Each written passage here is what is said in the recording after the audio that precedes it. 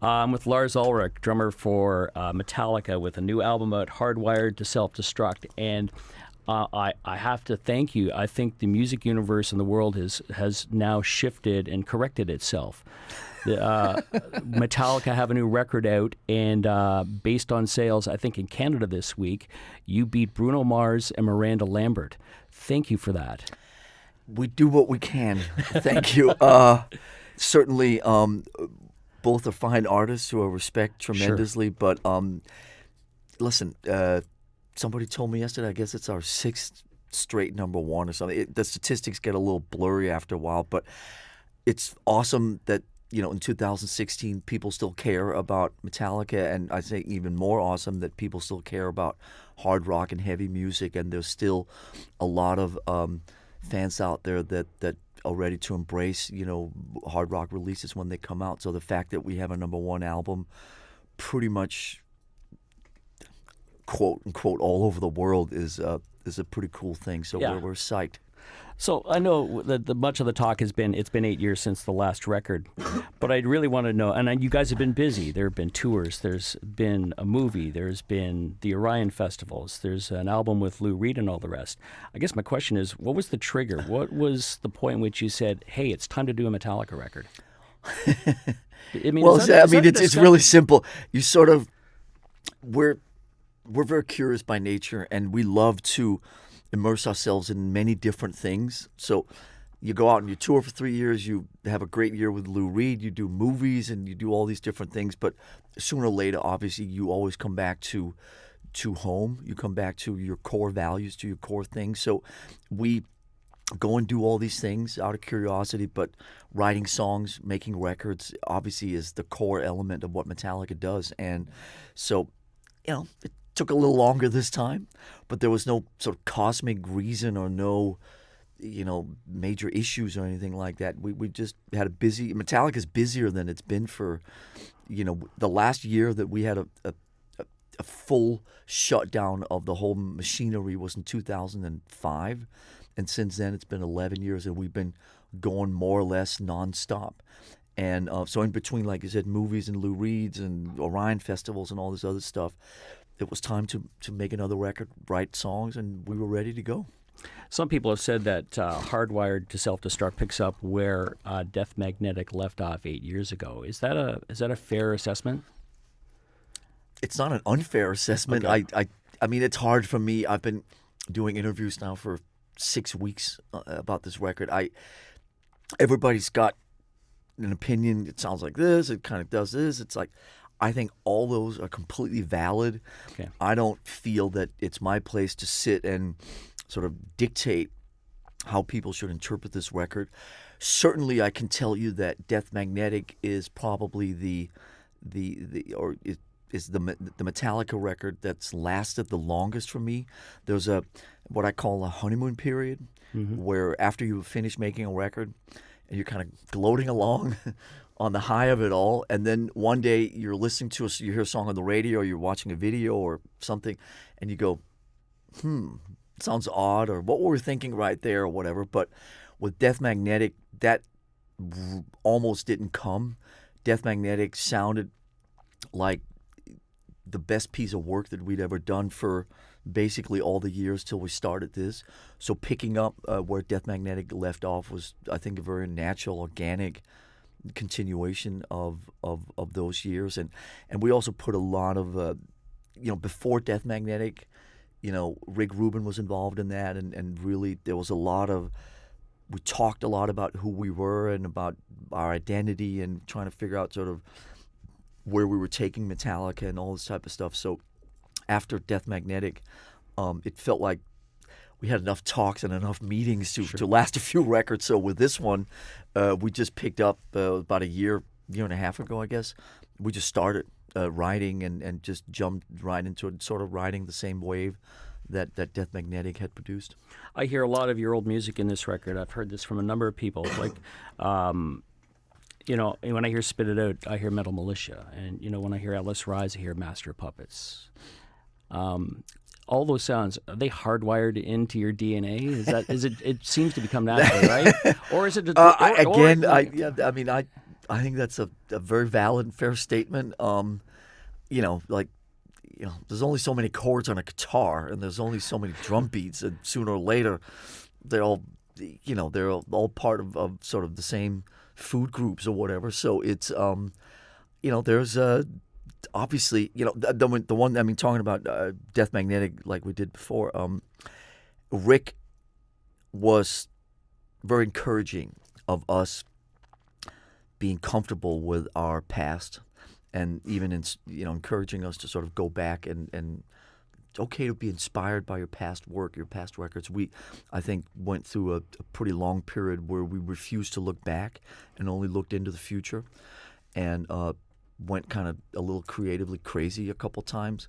But Rick said, embrace your past, be inspired by your past. And so obviously Master Puppets and, like you say, Metal Militias and so on, all part of our DNA. So it's part of what we're doing now. Your legacy is something that is got to be both a blessing and a curse for you, I'm sure, sometimes. It kind of bothers me that, and I deal with a lot of fans as you do, is that when a new record comes out, it's always compared to what you did in the past. And how do you resolve that?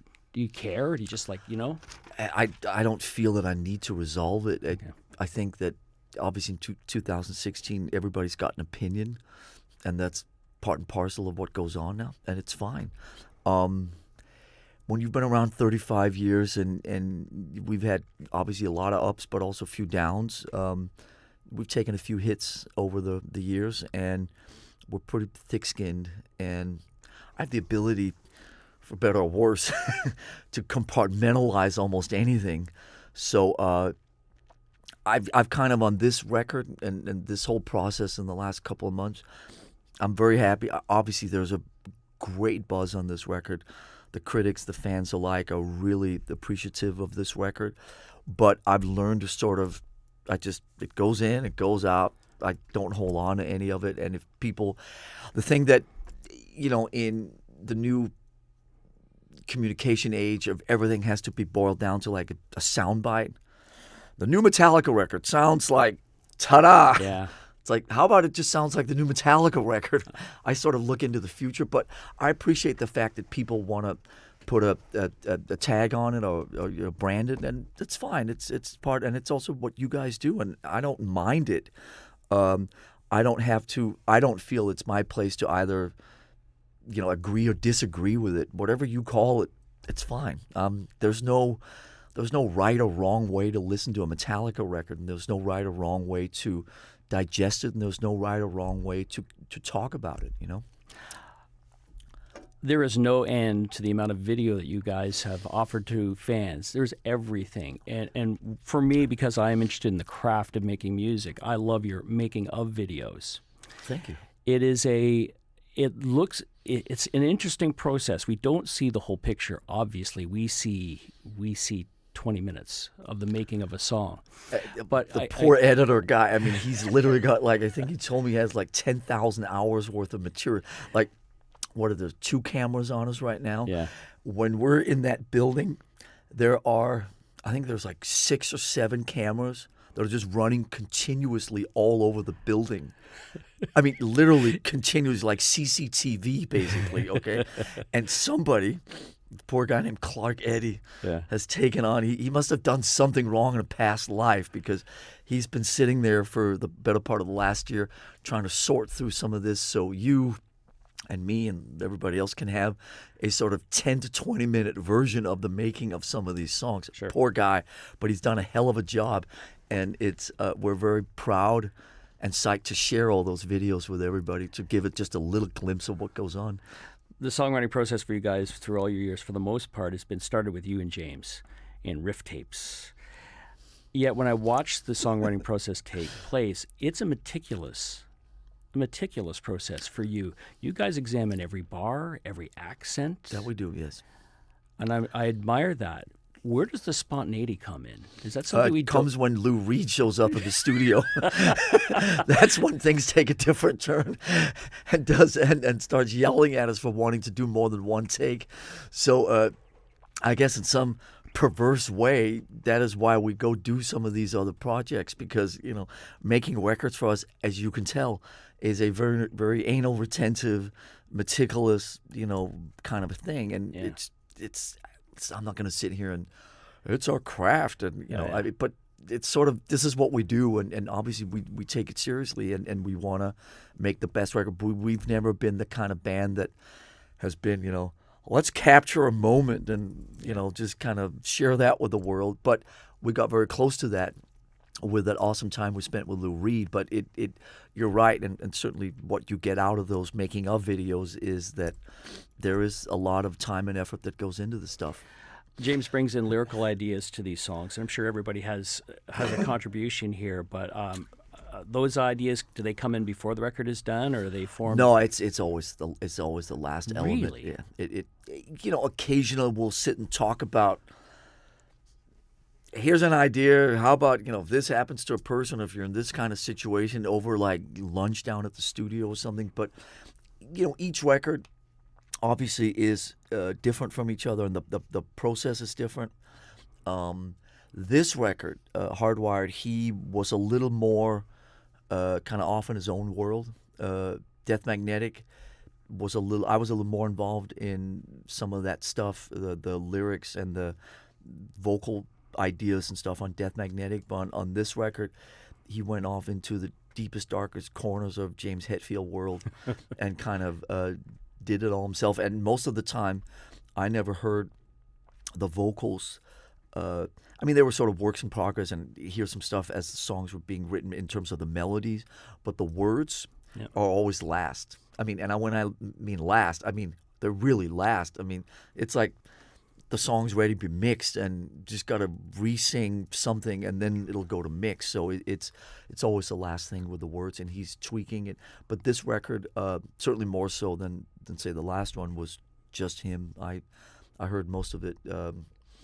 It was being mixed. Like, okay, cool. When you came to Murder One, the tribute to Lemmy, yes, it's interesting. You've covered Motorhead many times. That we have. But when it came to this song, it doesn't sound like a Motorhead song, which a few people have said that. Yeah. I kind of expected that, and yet, is that a deliberate intent? No. Again, there's very little stuff in our world where, okay, round table meeting, let's sit down. Okay, we're going to do a thing for Lemmy, we're going to do this, so should the music be, there's not discussions at that level. We had a piece of music, and James came back, and basically I've written some words about Lemmy. It's like, okay, cool. I had never, what are we, I don't know, 150 songs into this, 120 maybe. He's never done that before. I was a little like, wow, okay. And then, sort of looked at it, and obviously there's some Motorhead references in the lyrics, which I think are really cool. There were one or two things that were changed around a little bit. But basically it was like, that's just really cool. And he was so passionate about it that it was awesome to see. I honestly, I never expected him to, because most of his lyrics, and I think this is the greatness of James Hetfield, most of his lyrics are very, what's the word, like ambiguous or very sort of evasive. You can sort of take them and you can formulate them into whatever you want, and it's like everybody can kind of derive out of them, what works for you. But these are among the most direct lyrics he's ever written, and that took me a second to kind of wrap my head around, but I think it's beautiful, and I think a lot of the fans are really appreciative of throwing that tribute Lemmy's way. Hardwired to Self-Destruct is a beast of a record. It's a beast. When do you know it's time to stop? When do you know when it's time to stop? It's like beast mode showed up. It was like, okay, the beast has been recorded. Well, honestly, that is one of the downsides of making a record at home. It was very important for us to make this record at home in the 415. Just dinner conversation last night, one down from the 416 and the 415. And so we hadn't made a record at home for a long time. and we have our own studio and our whole own setup. So obviously making a record at home takes a little longer because the main reason we're home is because we want to be with the family and so on and so on. But since there's nobody coming into the studio on 2 Mondays from now, I mean, there's no real stop or deadline in front of you. I took the record home. It was I think it was a weekend in May, and I came back and I said to Greg and James, I said, I don't think we have an opening track. And so we sat down and we wrote Hardwired, the track, in like 2 days and recorded it maybe on Wednesday or Thursday of that week. I mean, boom, Kirk and Rob weren't even there. And then we had the opening track and felt this was the right way to lead into this record. And that's when we knew the record was done. I sense this is a really good time for you guys. You talked about your conversation with Rick Rubin a while back in dealing with who your identity is and who you guys are. Does this allow you to self-produce your own record? Does it feel like, there's no outside force here? You guys are really kind of running the ship? I mean, obviously, this is the first record we put out exclusively on Blackened Records, which is our own label, something we worked for many years towards. Metallica thrives when Metallica is autonomous and sort of left alone in its own little bubble. We just love to be in our own world and kind of do our own thing. It's a great time for Metallica. Thanks for asking. The meltdown years of some kind of monster stuff, all that, is 12, 13 years by. We have a great internal balance and chemistry and dynamic that works well with being in a band, like we talked about before we started. I mean, it doesn't get any easier as you get older. And, that's why there's a lot of bands full of young cats. And, then people become solo artists for a reason, because when you're in a band, you have to compromise. You have to be respectful to other people's needs and their agendas and their timelines. And it's not easy. So we sort of post, some kind of monster meltdowns, have a new balance internally. And we sort of have learned to listen to each other and be respectful of other people's needs and all that stuff that you laugh at when you're 20 years old. But for a bunch of dudes in their early 50s, we found a way to make it work. And then putting this record out and sharing it with the world and getting the feedback be so positive is awesome, and number ones and all this stuff. So it's absolutely a good time to be in Metallica. Speaking about feedback, did you play this album for your dad? And what did he say? I played him the first 2 songs a couple of months back, and he dug it, was very into it, thought it sounded very much like Metallica. And then I had the office send it over to him a couple weeks ago, and I just came back from running around in Europe last week, and I saw him for Thanksgiving dinner, and he, unprovoked, started talking to me about how awesome the record was, and I got more positive vibes out of him than I have on any Metallica record for quite some time. And he got it on CD, and he asked if he could also. He's 88 years old. He's got an iPod now, and he asked if he could have it in digital form. So I'll take that as a good sign. The days of delete that are, I think, at least on this record, they're kind of over. We talked about age has got to be creeping in with you guys, and I watched you guys perform a workout last night. Does it get any easier? It does not, like we said. I mean, I was explaining to somebody, everything is a process now. It's like, we got to do a sound check. It's like, okay, before I got a sound check, I got to get my arm like warmed up, and I got to sit there. There's a guy named Jeff who rubs like some really nasty smelling like massage oil into my arm. I mean, it's 15 minutes of that, and then, I mean, everything's just a grind now with this stuff, because we got to respect the bodies, and if we're going to put ourselves through those type of workouts, we got to be respectful to all that. So we do what we can. We have a couple guys that travel with us, and that stretch us and massages and stitch us back together after the shows. glue us back together, and body parts are flying all over the place. But it's we're hanging in there, and we're keeping ourselves as healthy as we can. You look healthy. You guys look great. It sounds like thank you. Metallica travels around like a sports team do. You've got Unfortunately, yes. It's I've used that analogy myself a couple times. It's dangerously close to a sports team. Yeah, it's kind of pathetic. And people, they'll, people come and write stuff. It's like they come backstage and they expect bottles of Jack Daniels and it's like nasty protein shakes and all kinds of vegetarian crazy things. I mean, it's we've had our rock and roll years, trust me, and we lived it, and we burned the candle at all three ends. It was a lot of fun, but nowadays we're being respectful to the physical needs. I'm not a musician, but you guys make it look effortless. Is it? It's got to be hard playing Metallica music. It blazes. A 2-hour show will crush any other band. Well, thank you. How is it for you guys playing that stuff? Like, do you take a look? You come to a song like "Creeping Death" and you go, "Oh, here we go," I mean, across a set, there are certain songs that are just embedded in you to the point of just they're so. I mean, I wouldn't say you're on autopilot, but you can kind of immerse yourself in it. Almost. You stop thinking, and it just becomes like a physical thing. Muscle memory. Obviously, yeah, muscle memories, like a Creeping Death.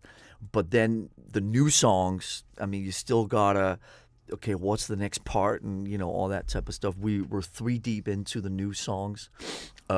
We haven't had a chance to rehearse much because we've been so busy doing promotion. So yesterday at the sound check, we started practicing the 3 next songs from the new album that we're going to play, and we were limping our way through them. 1 or 2 of them we hadn't played since we recorded them, and even at a sound check, there's still 50 people standing there. You get a little self-conscious as you're trying to remember some song you recorded 9 months ago, but we're getting there. The new songs are definitely being received well, by the crowd, and obviously songs like the Enter Sandmans of the world, or the Sad But Trues, or whatever, they're sort of pretty much, like you say, muscle memory now. Yeah. But still, I mean, last night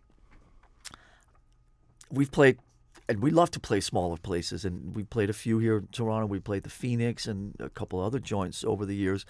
Last night was really small, and great place, a lot of history there and good vibes, but it was really small, and it was really hot in there, and kind of the air was kind of hanging stagnant. There you go. The air was stagnant, so it was a little bit. I've kind of gotten a little bit of as you can hear, like a road cold and sinus issues and so on. So it was a little bit of an uphill battle yesterday, but the energy of the fans and the whole thing sort of carried us through. So it was good fun. You and I had a talk about 8 years ago after a show in Hamilton.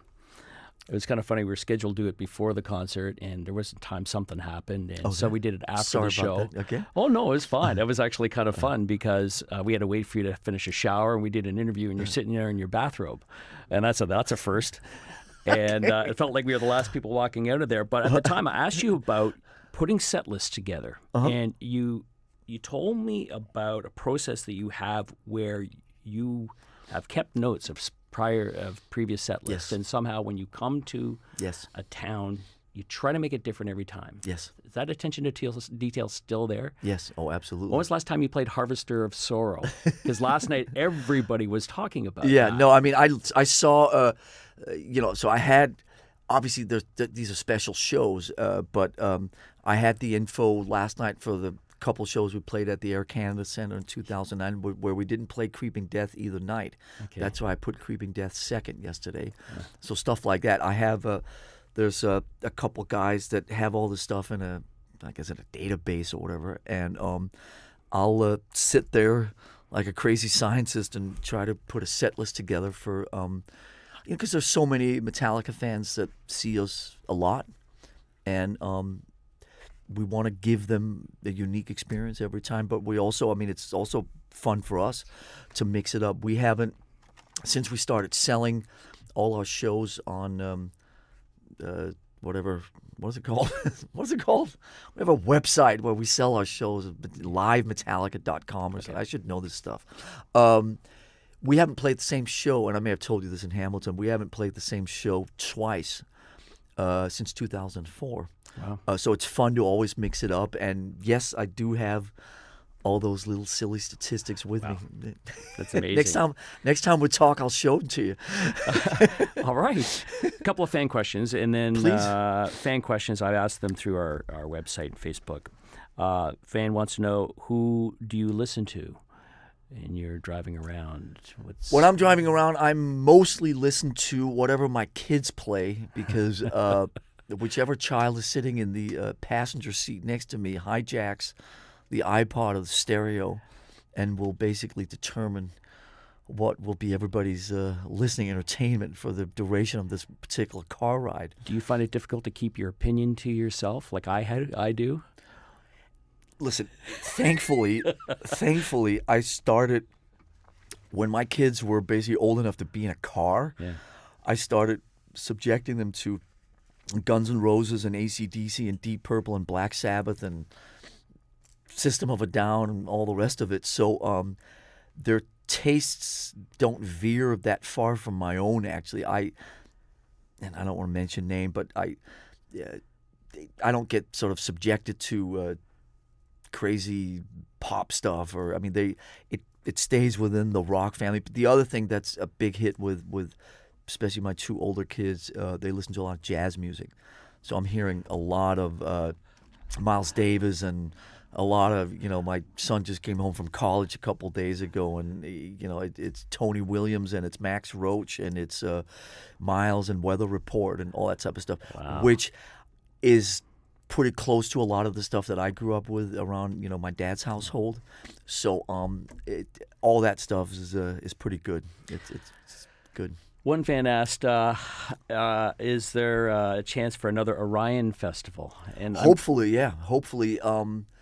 We sort of put that on the back burner when we dove into the record, but I think that we're going to tour for years on this record. Yep. We just put most of 17 together, but we'll be out on this baby for at least up through 19 would be my guess. So I think we'll try to get another Orion in. Maybe, we did 2 Orions in the States. Yep. Maybe do one in Europe. Maybe look at Canada. Maybe look at Mexico, just to vary it a little bit. Would you change the concept? When I say the concept, is that I think a lot of people, when they thought about a Metallica festival, that it would be a metal festival, hard rock festival, and it was open to more than just that. You had Arctic Monkeys in one year, which was, threw a lot of people a bit of a curveball. Are you good with that? Or do you... I think if the one thing that we talked about doing would maybe be to do something that was a little smaller, and do something that was more, I think what was the word that came up?